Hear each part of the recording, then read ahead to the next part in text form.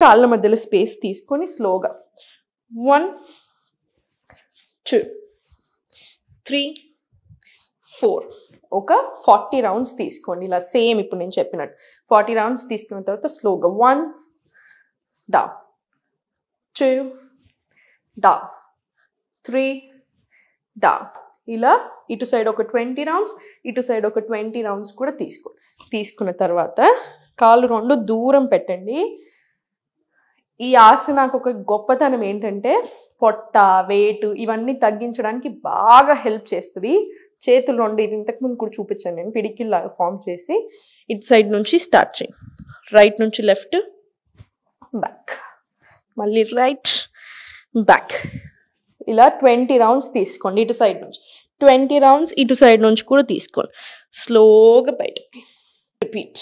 ఇవి ఇటు సైడ్ ఒక 20 రౌండ్స్, ఇటు సైడ్ ఒక 20 రౌండ్స్ తీసుకోండి.